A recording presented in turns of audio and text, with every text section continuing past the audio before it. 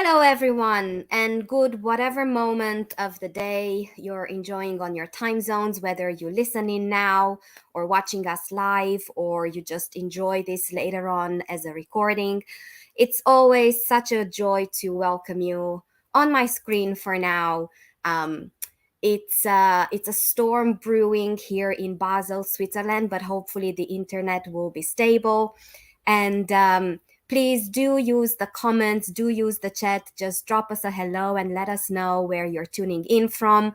And also, as an encouragement for throughout our conversation, know that the chat is also your conversation space.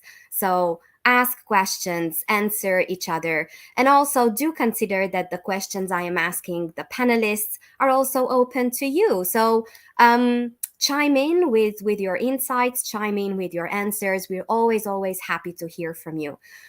I hope that you've been enjoying our series so far. The March series is waiting for you on our hackinghrlab.io platform, and that is where you will find all the recordings in case life happens and you have to drop off, or you would just like to go back and enjoy some of our previous conversations. Now, I do know that I sound like Donald Duck, so I will ask Jessa, who is helping us backstage with everything logistics, to help me bring the panelists on the screen. Hello. And I was so looking forward to this conversation ever since I saw the title. Again, an Enrique special long title. The power of belonging, how much better the work experience could be if people felt that they belonged. So I was like, this is going to be amazing. So, what I will do, I will pass the e-mic around as you appear on my screen. You are all Hacking HR veterans, so you know the drill by now. And I will ask you to just shortly introduce yourselves. And the first small ask of today is, what comes to mind when you hear the word belonging? And we will just ease into the topic. So it can be a word, it can be a short story, it can be a question that you ponder.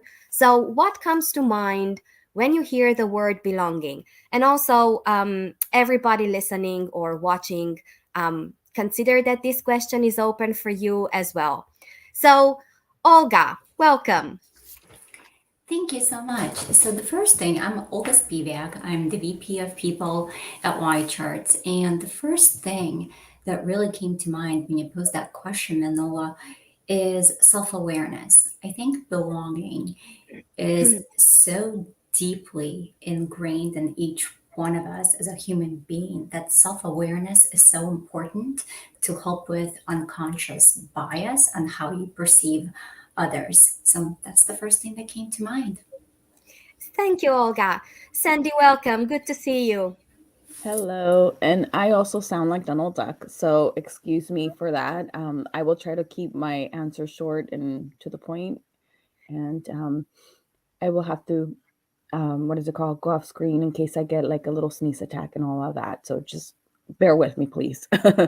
So I'm Sandy. I've been doing HR for 20 years, and when I heard that question, my answer would be, or the first thing that came to mind was being accepted for who you are. Thank you. Angela, welcome. Good to see you. Hello, my name is Angela Briggs Page. My pronouns are she and her. And the first word that comes to mind when I think about belonging is connectedness, right? Feeling like I'm meaningfully connected to people in the organization. Thank you. And last but not least, Garrison, always so happy to see you. Hi, y'all. My name is Garrison. I am the SVP of People at 21 Co, a crypto fintech company. And I would say belonging for me is a step further from authentic self, right? So we talk a lot about authentic selves. And I think that was a big theme for like the last decade in the people space. And so I always see belonging as a step beyond that. It should be understood that we all bring our authentic self to work. That should be a minimum. And then belonging is a step beyond that. Once you can bring your authentic self to work, you can then get to a place of belonging. So I always think of it as like, a stepping ladder, if you will. Hmm. Thank you all so very much. And you all dropped a lot of mind candies, and I will come back and collect as we will move through the conversation. But something that all of you mentioned made me curious about, could we just take a bit of time and look at the interdependencies, if any, among inclusion, connection, and belonging? Because these terms, they come up pretty much within the same context. In some conversations, they are even used interchangeably. And maybe that would help demystifying a little bit what belonging is. So how do you see inclusion, connection, and belonging coming together and influencing each other? And what I will do, Angela, you're right, on a diagonal from me. I think this is also alphabetically. So could you just start the answers, and then everybody build your own conversation? Of course. So I think that you're right. People do often speak of inclusion and belonging interchangeably. But here's the difference: inclusion is action, while belonging is feeling. So inclusion efforts are those that intend to create a welcoming employee experience for all employees. And these efforts could be things like extensive onboarding or peer mentorship programs. But whatever the initiative, its goal should be to ensure employees feel safe and valued and to promote employee well being, growth, and engagement. So, when successful, these initiatives lead employees to feel like they belong, that their employers are looking out for them, and that their colleagues seem uh, to want to be and know them for who they truly are. And it takes the strongest inclusion strategy to make that kind of belonging happen. Hmm. Thank you, Angela. Who wants to go next? The unmuting competition is officially open. Garrison. Yeah, I mean, I kind of want to jump in with this is like an adage at this point, but I do believe it like is the most simplified way of describing it. It's like people say that like diversity is being invited to the party, then, inclusion is being invited to dance. And there's two ways to kind of end it with the way that belonging is described. It's like being able to admit you can't dance, which I love that one because I think that's like a very authentic way to kind of describe belonging. But then I think it's also like being celebrated for the way you dance or something like that is another way to kind of think about it. And I think that kind of shows kind of the idea behind it and kind of speaks to Angela's beautiful way of describing the approaches to it, right? It's like being invited to dance is one thing, but then being able to be in a place where you could actually admit that dancing's not your favorite thing to do is a completely separate thing. And for so long we had to prioritize diversity and inclusion, and I think we still do. There are still industries where that's very, very important. But I think the end result for me has always been that I want everyone to belong and I want everyone to be celebrated and be able to speak up and be themselves and be able to acknowledge themselves fully. And that can only happen, when there is more diversity and when there are inclusive practices. But I do think that, I'm really glad that as an industry we're talking more about belonging, because I do think that that should really be the end result, in the same way that, equity is so very, very, very important. And that approach to equity is so important. Inclusion is great, but if you don't have equity and if your approaches aren't equitable, then just including people doesn't really do anything. And so I think equity and belonging are really at the core of what the people movement has been trying to accomplish. So by calling it out and by defining it and by prioritizing it, we're actually, I feel like, getting closer to that end result, if we're ever actually truly going to see an end result, versus say just focusing on numbers or just focusing on including diverse people in a conversation. Hmm.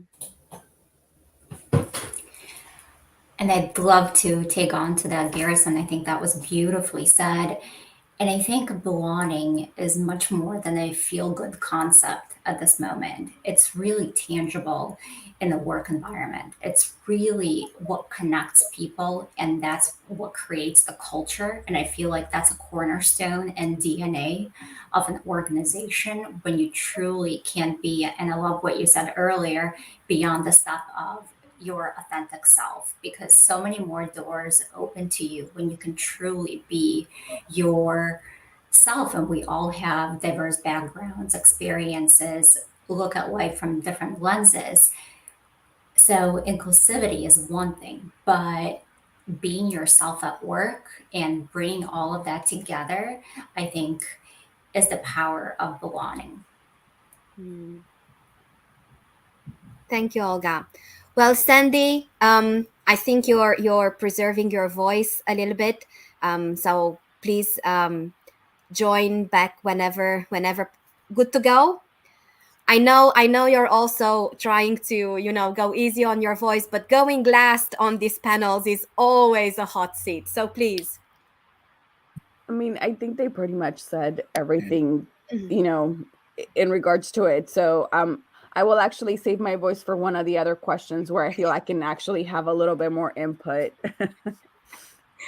Wonderful. Angela, thank you so very much for so early on into the conversation mentioning employee experience and employee life cycle.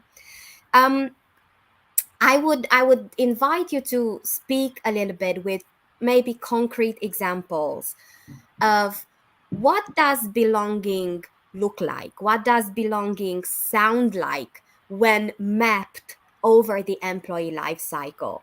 And also with a small twist.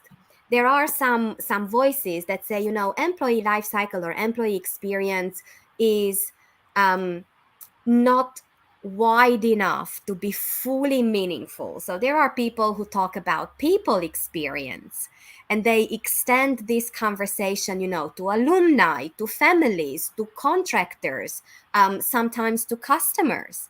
So how do you see belonging in this conversation? Do you wanna go first, because you launched the challenge? I am happy to go first. And when I think about belonging, so I think about 5 key elements of belonging. So I think that belonging is achieved when all people they are seen, heard, and valued as individuals in one's organization. They have contributions that are valued and respected. Again, they have that sense of connectedness, right? I always feel like when you're thinking about the employee life cycle, that connectedness is so important. How we invite people to the organization, right? How do we be the place people choose? They have organizational knowledge to succeed, and they're aligned with the organization's purpose and mission. So I think it's really important that we're intentional and deliberate about what that means when we think about that people life cycle, right? And when you're starting about the attraction phase, right? How are you inviting people to belong? And what I liked about what Garrison said is the equity component, because we have to individualize that for people. The way that I belong in an organization may be different from what someone else needs to belong in the organization. So that equity lens has to show up in how we're attracting people and how we're being the place people choose, right? How am I advertising my organization to be and invite you to apply for a role in our organization?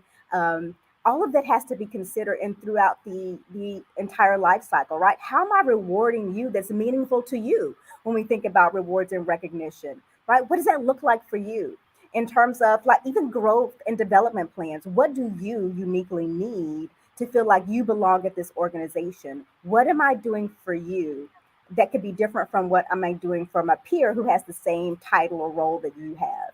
So I think we have to really think about that journey along the life cycle, and then think about number one, what are some standards that we can put across that employee life cycle? But then once we get to know that unique person, what are those things that that person needs specifically to help them feel like they belong? And we can't even do that without also thinking about power and privilege, right? What does that mean in terms of belonging in the organization? And we also have to look at that through that lens as well when we think about how do we really document and publish the employee life cycle with that sense of belonging included in there. Yeah, I mean, I think it's fascinating because Manola, you kind of covered a little bit of the idea of too, like, how do you think about the employee life cycle when that might not be potentially long enough, right? Like I've worked solely in the startup space, the average tenure is obviously 2 years in that space. You're just thinking about impacting someone for 2 years is probably not going to move the needle if you're thinking about that individual person's belonging and how they're going to go continue in their career and have that sense and seek that out. And so I think this also covers a question that I think Simone asked in the chat, which kind of touched on is like, how do you think about it when you're thinking about it from a more agile or gig economy or contractor landscape? And I think it's hard, but I think the way that I've always thought about it is dismantling the employee lifecycle a little bit from just the sense of from when they join this company to when they leave this company. And I really lean heavily with my leaders and the founders that I've worked for to say, like, our obligation, especially because oftentimes startups employ people in their first or second career, is to show them what a company can be. And they will take what their experience is here and go to their next job thinking that that is the standard. And so we have an obligation and a huge responsibility to educate and show them the potential that a company can provide. And so I really think about belonging as providing people with small tidbits of information, no matter how short their time might be at our company, that they can bring with them to their next organization and throughout their life. And so when I think about belonging, it's like how to educate people to speak up in meetings and to have a perspective and a strong sense of view. And how do you create meetings and a framework of meetings that allow for that? How do you allow people as, like interns or entry level folks to own a project end to end so they can kind of learn that experience, even if they might only be here for a 6-month period of time or a 12-month period of time. And so it's about creating a culture and an environment and frameworks that encourage a sense of belonging, even if it is on a minuscule scale for when they eventually go to their next job. And transparently for me, the companies that I felt the most belonging in, I didn't even recognize how much I belonged until after I left the company. It's like upon reflection, I actually realized, wow, that was a really pivotal moment for me. Like when you're in the thick of it, especially in the startup space, like you don't have many moments for reflection. And so you might not even really understand the experience you're experiencing for 3 to 6 months. It might take time to process it. And so I think it's also important to factor that in as well, to know that like people might not acknowledge or even see how much they're belonging in the moment. It will take time. And so I think about it that way in terms of kind of dismantling it a little bit, because I think if you just think about it from an employee life cycle, in a startup space, particularly, or if you are in an industry where the employee life cycle statistically is going to be shorter than maybe you would love or intend to, I think you might not prioritize things that should be prioritized because it might be thought of as, well, we're not going to be able to make that much of an impact in 2 years. Because I actually believe that you will, if you are able to kind of truncate it that way. Thank you, Garrison. Well, it looks like we have a predetermined pattern and we're following the sequence. So Olga, please. Excellent. Well, thank you. And to add on to what Garrison said, with similar type of experience in the fintech industry, one of the things that I found to be really helpful is making sure that every individual feels valued and making sure that we identify what is meaningful to that individual in the organization and that how can they leverage their strengths, how can we not only educate, definitely education is a part of the employer responsibility. Sometimes it's going back to basics, especially as we look at different generations of workforces blending in a fintech environment. It's what's important to each generation, each person, each identity to make them feel like they belong, but also most importantly, valued. There are times in our recruiting experience where we really just get to know the person, truly get to genuinely know the person, give plenty of time to answer questions so we can make sure that this is going to be a mutually beneficial fit. But if it's not, how can we stay in touch and maybe even get referrals from that particular individual into our organization, but still create that tangible learning and experience and confidence for the person that we're interacting, engaging with.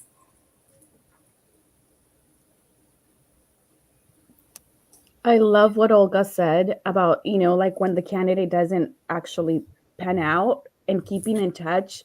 and getting those referrals, because that's so key. Like, if you think about it, even if the candidate did not get the job, but they're referring candidates to you, that just goes to show how great of an experience the candidate had. So that's super, super important. And then I love what Garrison said as well. And Angela, I mean, like, there's so many, like, little tidbits that you can take from all three of you guys, and just apply them now. And I think one of the big things was, like, making it a safe space for them to actually be able to open up, and for us to understand that it's not a one size fits all. Departments, individuals, or just even the company itself, or managers. Each manager has a different style. Each person has a different style of learning, of feeling like they belong. And so you guys are throwing some really good tidbits on here. I love it. Thank you, guys. And Cindy, you're correct. I was thinking about that. Managers play such a pivotal role in being the champion for their people and positively impacting the workplace culture and belonging, right? Managers directly influence belonging on their teams. So when employees trust their managers and believe that they care about them as individuals and listen to their perspectives, employees experience a high sense of belonging. And we can't underscore the importance that business leaders and managers play in driving belonging at work. Such a good point. Absolutely. Listening to all your insights, and I also picked up on Simone's question. So Simone, thank you so very much, and please, everyone, if you have questions, drop them. We all keep your comments under on our radar, and happy to bring them into the panel. But I was making a mental inventory of some of the biggest misassumptions or misperceptions or misused of belonging that I have come across. Oftentimes, someone who wants to keep a flexible or an agile career, or simply has a different purpose or meaning for work in their life at one moment in time, they might say, "Oh, I don't belong in that company. I'm not loyal to that company." So that's that conversation. Oftentimes, managers use belonging as an umbrella term for visibility or commitment, or being there all the time. What are some of these misperceptions of belonging that you have come across, and how did you start a conversation to really have this out in the open? I think COVID and the move to remote work really unlocked a prioritization of belonging, but it really potentially caused us to prioritize certain things that, while yes, maybe foster some belonging, are not at the core of the topic. So for example, a lot of perks and a lot of flexibility and all those things are great. And yes, employees want them. But I think that sometimes is like seen as we provide daycare services, or we offer $100 a month a stipend towards this. And it's like, that is great. And employees love that. But that does not really get to the heart of what belonging is about, right? I think the prioritization, and this is where managers really play a key role in it, and particularly with recruiting, it was like, these are all the amazing benefits and perks that we offer you to live a flexible life. We will always be remote, and we will always provide this flexibility, or whatever those kind of promises are. Well, yes, that does show alignment, right? If you're a candidate coming in, you can say, this aligns with something that I really, really care about.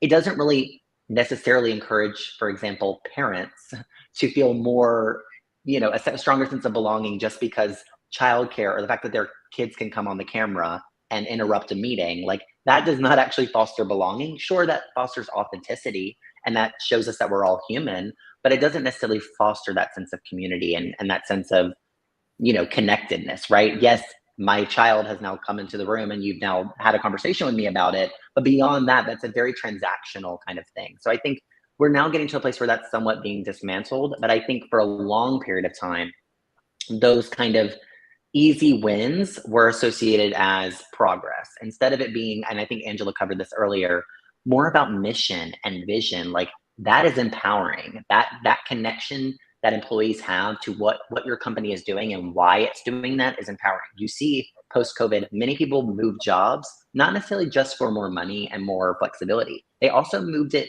for connection to mission and vision. Millennials, Gen Z, they choose jobs based on mission and vision primarily. And so when you think about that, you think about that is actually a great way to connect with people, being able to sell that value proposition of, we're a company and we are global activists. We want to be global activists. We want to make the world a better place. That's going to bring people in who have that same mentality and bring that energy in. And then you can foster that sense of belonging internally through, through community engagement, through the types of things you do as a group, the types of conversations that you have, the types of discourse that you allow on your Slack channels, so on and so forth. And so I think starting with mission and vision is a great place to start, as I really do think that is such a more tangible thing that employees actually feel every day than, say, some of these perks that, while yes, do move the needle slightly, I think that prioritization of that is actually has been lost in terms of the actual progress that could be made by some very actually easier wins, less costly wins, and more tangible wins for the employee. Thank you. Olga and Angela, I see you both unmuted. And Angela, I just saw you take a deep breath. Do you mind terribly if we go Olga and then Angela? Okay, so Olga. Absolutely. And I think, Garrison, to continue adding on to the same conversation, being in a similar space, one of the things that I found to be valuable and important and empowering to our employees is hearing about what their mission and vision is. How does it align? How do their values align to the corporate mission and vision? What are we trying to accomplish together as a team? So this is a great opportunity to form employee resource groups and give the power to employees to create the sense of belonging, to get the buy-in of managers, leadership, but really to drive some of the programs that are important to them, whether it's around parenting, whether it's around philanthropy, whether it's whatever is in their mind and is important. For example, in fintech space, it's no surprise that it's a pretty there's a pretty heavy gender split and it's a male dominant industry. But at the same time, how do you empower people to create that equity, and how do you provide that element of voice so everybody belongs, not to kind of create that separation, but how do you create that true sense of belonging, whether it's internally, but also maybe partnering with other organizations to continue to form that element of elevated community where everybody can belong and serve a bigger purpose. Angela. Those are such good points. So I think that there is an expectation that there is an alignment to the organizational's purpose and the organization's values. But there's also this expectation now about checking on your people's mental health and well-being, and that adds to belonging, right? So now managers must ensure that they spend dedicated time checking in on how their employees are actually doing. And one-on-ones are one of the most important tools at a manager's disposal to ensure that their employees feel seen, they feel heard, and they feel like they have a place on the team. So it's important that managers also prioritize this valuable time to connect, right? We're talking about building that connection with employees. And it's also especially important to use this time to ask their employees about issues they know that are impacting their communities. We know that we cannot be silent about things that are happening outside of the workplace any longer. It's an expectation that we're going to talk about that.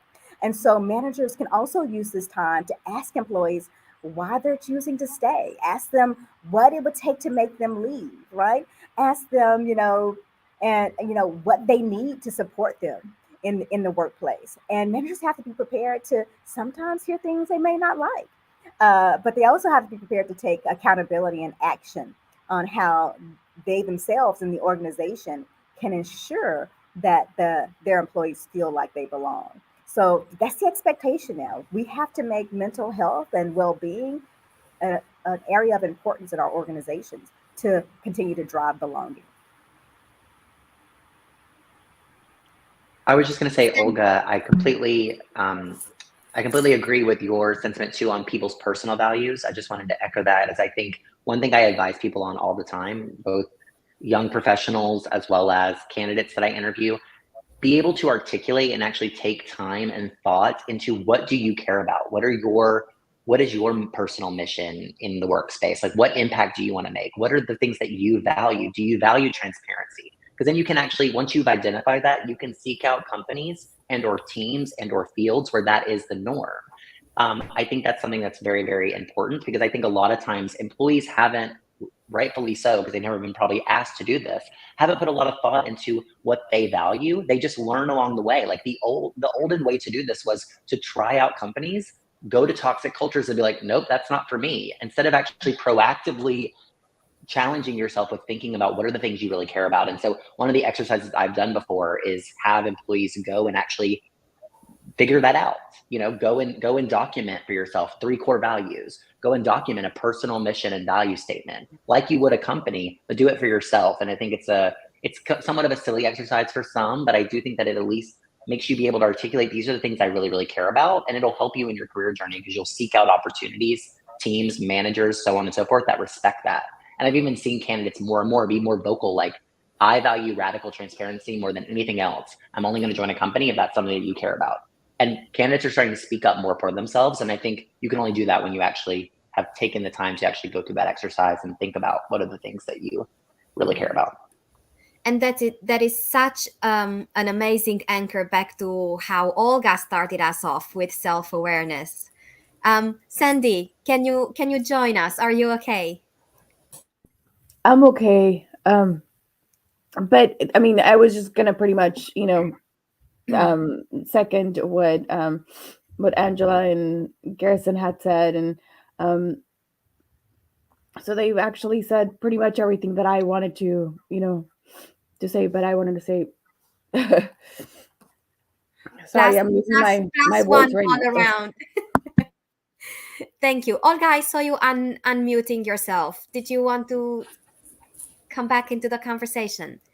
I absolutely love this conversation. Very, very passionate about this topic. And I think identifying the needs of employees and candidates is so important to bring back to the organization.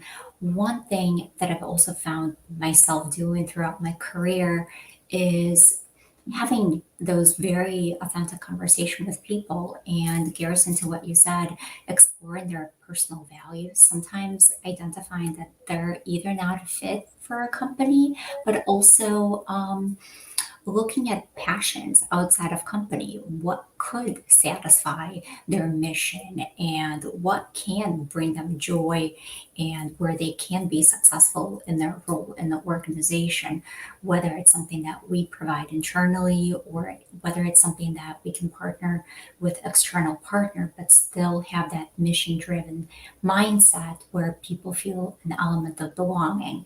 So I think it does go back to something that we're talking about, the element of transparency and how self-aware the candidates are and what we can do together as a team, again, internally or even in our support group right here, to bring out those intangibles into a workspace, and how can we create that alignment for people so we continue to build on to that community. Thank you all so much. And given the fact that we are already a few minutes into the second half of our time, I will just take a few seconds to welcome those who have joined us a little bit later. Welcome, use the comments, use the chat, and be part of this amazing conversation. Now, you all hinted at this one way or another. And this in particular is open also to our audience. It is very clear that belonging is something deeply individual and meaningful at a deeply personal level. So I am wondering, how can we have a conversation about belonging that covers what we have? We are enjoying the most diverse workforce, in history, potentially, across cultures, across generations, across, again, contracts and expectations from work within the bigger picture of life. How do you see belonging playing out across, I hope I can pronounce it because this is a very tricky word for a non-speaker, intersectionality?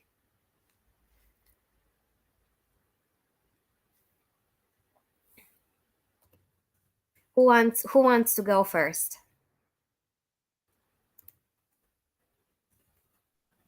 Oh, that's a heavy one.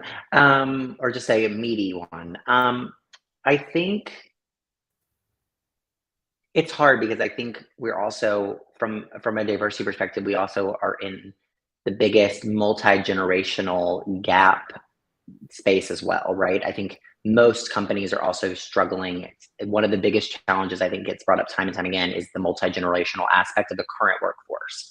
As you know, the boomer generation has yet to retire, or maybe is in early retirement. There are a lot of early retirements as a result of COVID and the industry changing, and the younger generation is joining the workforce with such a more vocal and active role than previous generations have entered the workforce. And so I think that's probably one of the biggest challenges that I think people struggle with. And I think from a belonging perspective, the expectations are drastically different.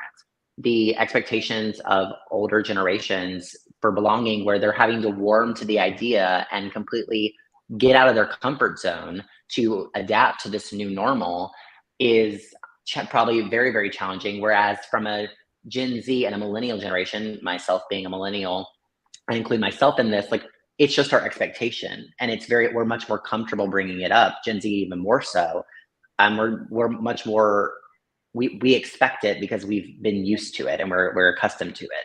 And I think one of the challenges is that most of the people, and I think this is where Angela and Olga's points on management responsibility, and Cindy as well, is so true. It's because most managers are Gen X or older, and so they're the people of power who are also having to adapt to this new normal and maybe are hesitant and resistant. So, and I also think that's even more true with intersectionality, as most people don't know how to discuss intersectionality because it, of course, is coming from so many different angles and is so nuanced that every discussion that you have, you're not knowing which part to embrace as someone is a full person instead of, what background or what perspective or experience they come from. And so I think that's probably a very true challenge. I think more than anything, what I've tried to do is educate the people of power and the people of older generations of why belonging matters, why this is important, and why this has, like, the history of it and why it is coming, like, why it is necessary. And spent more time bringing the younger generation who expects this and needs less education on it because it has just been their world experience, and spent more time for them on, being more vocally, advocate for themselves and, be considerate of people's educational journey and the fact that this is something new to them, while also being compassionate, but also being firm in your beliefs, right? You don't have to necessarily negate your feelings because someone doesn't understand, but you should be compassionate in their understanding, give them some grace and some ability to be educated. And so I think it's nuanced and it's definitely challenging, but I do think you almost have to segment out the approach, because I think so many different, the multi-generational aspect does require different things, right? And so as a result of that, you kind of need to personalize your strategy a little bit more. Like a broad brush can't just be painted, I think, when it comes to belonging, unfortunately, and it requires a lot more of a delicate hand. Thank you, Garrison. I would agree with Garrison, and I think that people are at different places in their journey, and that's okay. We have to meet people where they are. So I always start by just telling my leaders and actually everyone in the organization, let's start just by signaling acceptance. So when people lack a sense of belonging, they may feel threatened or alone, and this causes them to withdraw or hold back. So when people feel that sense of comfort, they're in the best state for engaging. And so I tell my team that we can signal acceptance and help ensure people around them feel safe by asking questions, listening, demonstrating focused attention. You can start a meeting just by asking people how they're doing and then really listen. And if we can't create belonging through physical closeness, right? If we're all working virtually, remotely, um, then we can and must think about how we might create that through focused attention and listening. So I always tell my managers specifically, start small, right? Start building that sense of connection and community just by signaling acceptance. And we're accepting you for who you are. If we're talking about we want you to be your true authentic self, let's just start by having those signals of acceptance in the organization. I absolutely love that. And I think it's a dual responsibility for employees and managers to have that transparent conversation from the very start. I almost see this as a part of regular check-ins and making it an accountability for both. How are you feeling? And be honest about how are you feeling? What are you connecting with the most this week? And expect the manager to ask the same. I really feel like it takes two to make this a very successful relationship of belonging.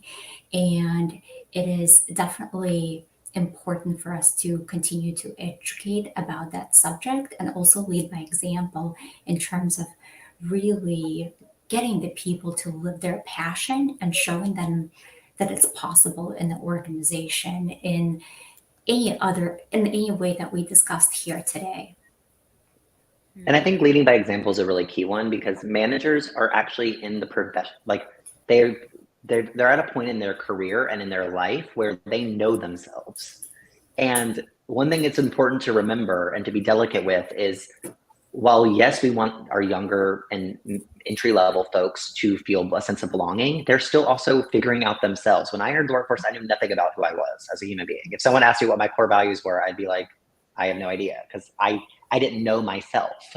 And so I think one great opportunity that managers actually have is they're further along in their life and they have life experience. They also have work experience that they can, while they might not be comfortable doing it because it wasn't the norm when they entered the workforce, they actually are in the best position to actually lead by example and actually say, like, this is what I care about. These are the things that I look for in a company. These are the things I like. These are the things I don't like, because they've actually have enough experience to collect that. One thing that's also important is while yes, younger generations might be more comfortable talking about nuanced topics and calling, for companies to meet the moment and speak up and be vocal, and they have certain expectations, they also are still figuring themselves out. And so they don't have all the answers. They don't know what they like and what they don't like. They don't always know what their career trajectory is. They don't know if the industry that they're in is the one that they want to stay in. They don't know if they're going to be with your company in 2 years. They're not joining a company thinking I'm going to be here for a decade.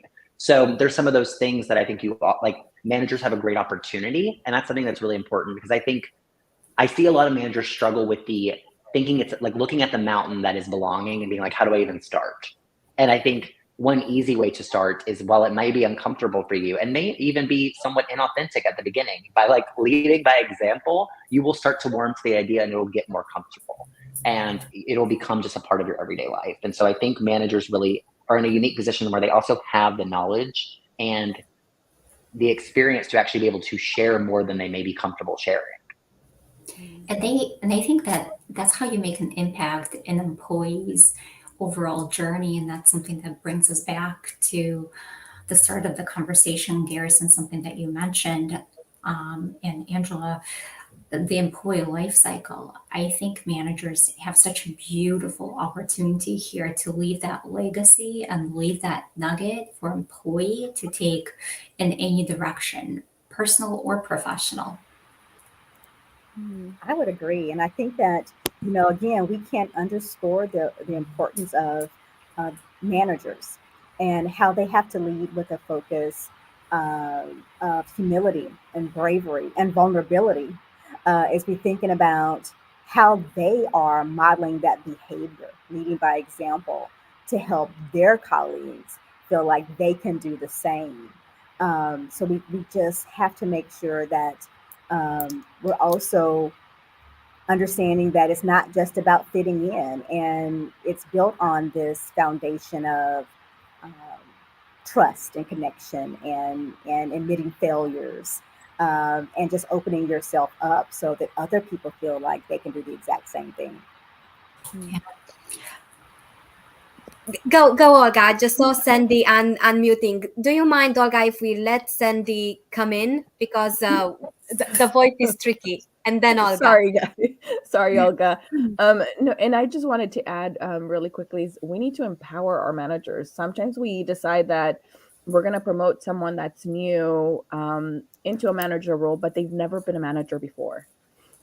And so we need to make sure that we are empowering those individuals to make sure that they are doing all of these things, right? That they are understanding what's important, and so just making sure that when we select a manager, we're selecting the right person for that job, and that if they're not the right person for the job, that we train them up to be that right person for that job, because they're a very focal point to making sure the employee's experience is the best that it can be.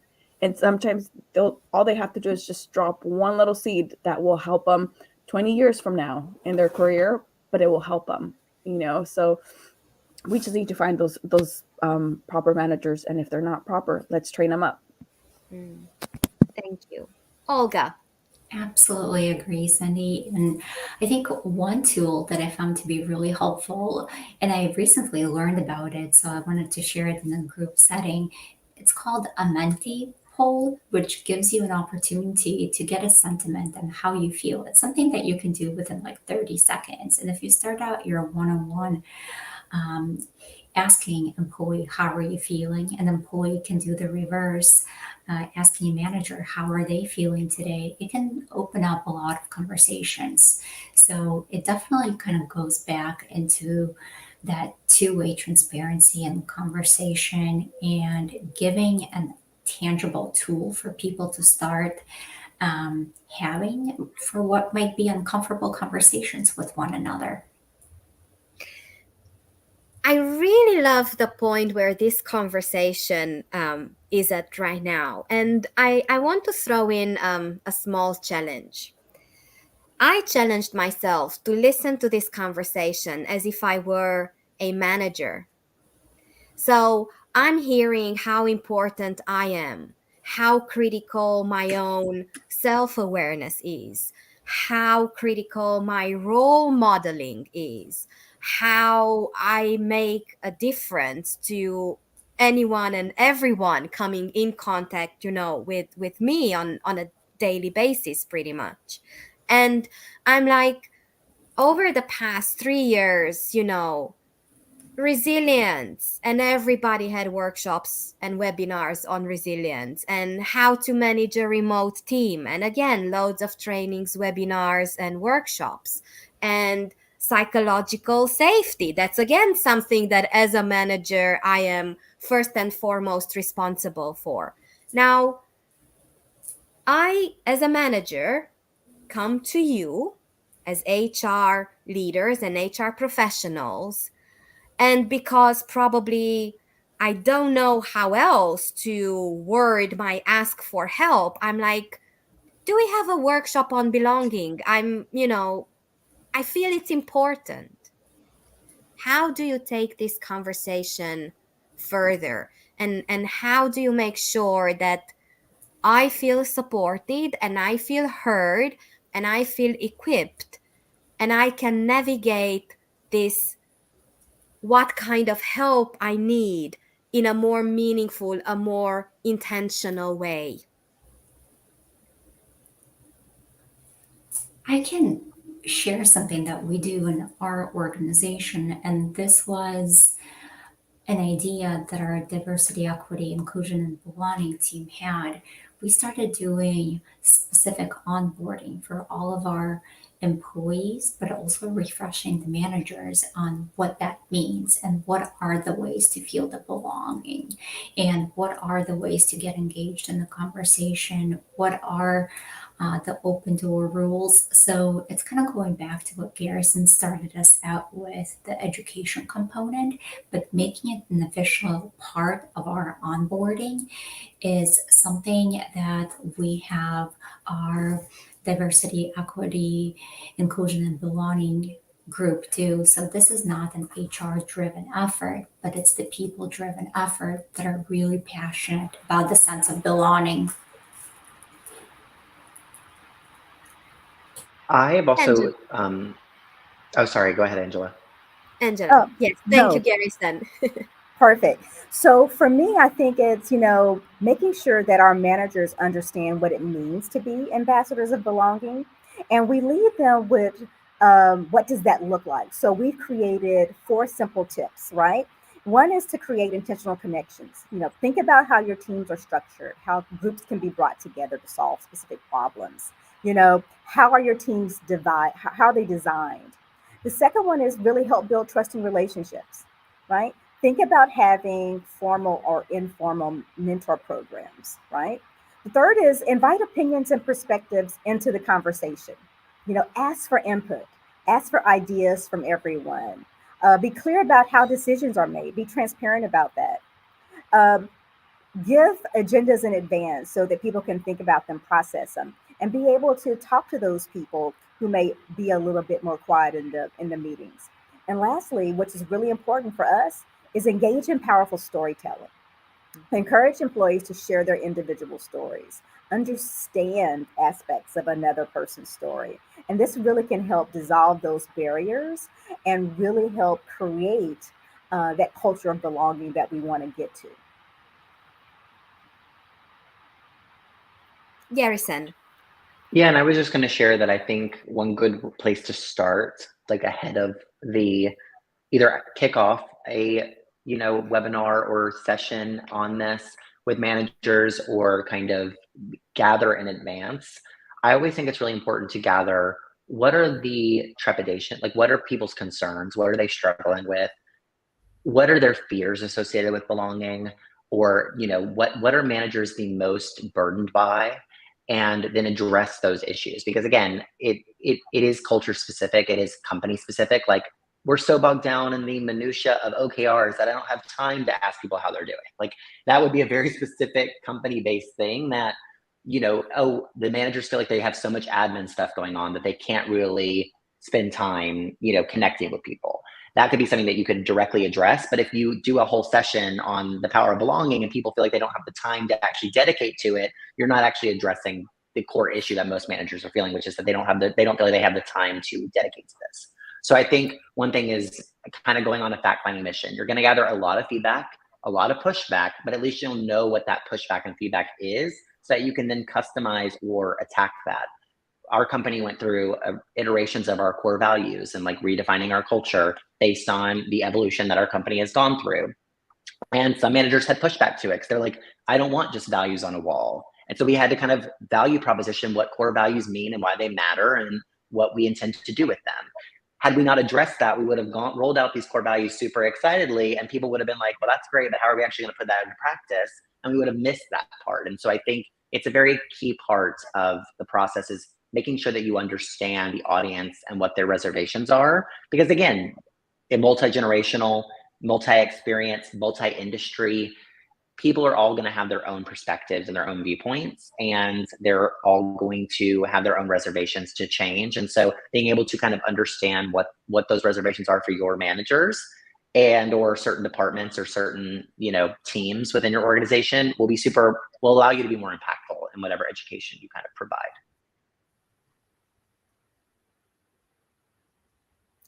Olga, Sandy, you want to jump in? Olga, please. Okay, sounds good. I absolutely love everything that you guys shared. I couldn't agree more about the importance of finding out the facts and going on a fact finding mission and really catering what that means to the organization, starting from what is our value proposition, what speaks to our brand as a company, what speaks to our employees, and making sure that we have everyone's buy-in in that approach. So some things that we do are those fact-finding things, Garrison, that you mentioned. We do regular employee surveys to find out how connected do they feel to their coworkers. What are some of the suggestions that they have to increase that element of belonging, especially in a distributed workforce setting? So, how can we leverage technology even to break some of those barriers and create a sense of belonging that could be very unique to different teams? Because we do have very different teams from sales to technology that have their own subcultures. So, how do we not only create the overall belonging for each individual, how do we create it on the team level where everyone is connected to their purpose? But going further, how do we connect that and lead that into the organization? Thank you, Olga. We are quite close to saying goodbye, but let's make the most use out of the remaining 4 or 5 minutes. And the next question is, how do we bridge the conversations of productivity and belonging in the most meaningful way?